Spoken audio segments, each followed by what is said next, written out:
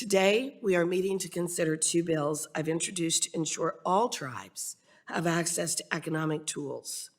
H.R. 1246 to authorize leases of up to 99 years for land held in trust for federally recognized Indian tribes, and H.R. 1532 to authorize any Indian tribe to lease, sell, convey, warrant, or otherwise transfer real property to which that Indian tribe holds fee title without the consent of the federal government and for other purposes. I want to thank Ranking Member Leger-Fernandez, Mr. Grijalva, Mr. Lamalfa, Ms. Gonzalez-Colon, and Mr. Sablin for their support of H.R. 1246. And I look forward to working with you all and other members of the committee on both of these bills.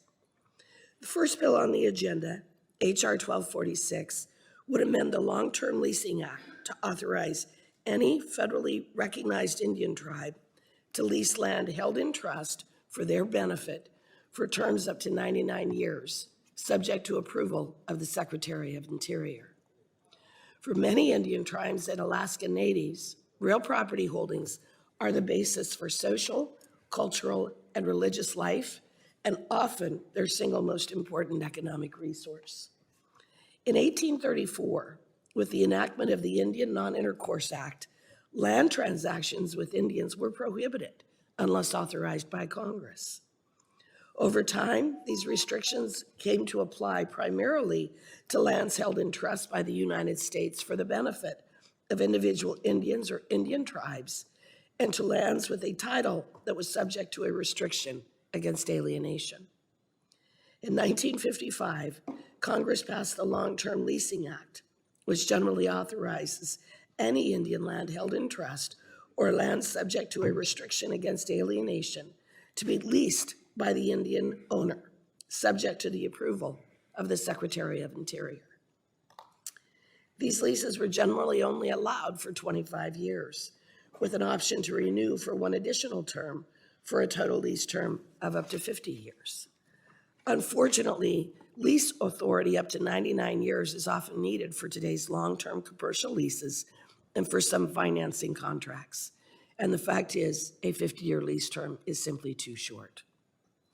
H.R. 1246 will ensure that all tribes can negotiate effectively and on the same playing field as other landholders for long-term leases. This can clear the way for further economic development, especially in rural or extra-rural areas. H.R. 1246 will also end the practice of individual tribes needing Congress to pass legislation so that the tribe can offer these long-term leases. In other words, we trust the tribes to make the right decisions for their own people. Congress has amended the Long-Term Leasing Act more than 50 times to adjust the terms and conditions of leases of Indian lands and to authorize specific Indian land or tribes to lease land for a term of up to 99 years. It's time to end this piecemeal approach of the past 67 years. By proactively extending this authority to all federally recognized tribes, economic development plans can proceed on a more expedited path.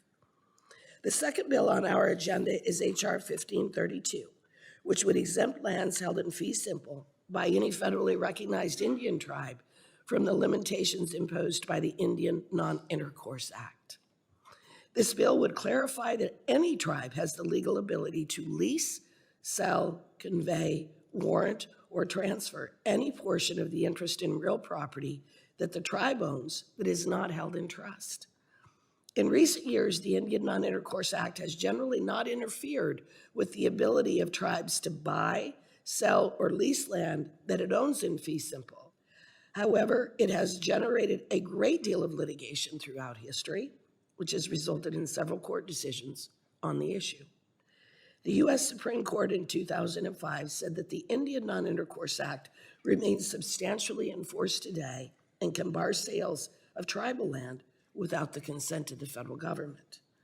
Some tribes have also encountered interference with economic development and job creation when title insurance companies have interpreted the Indian Non-Intercourse Act to apply to fee simple real estate owned by the tribes and would not grant title insurance.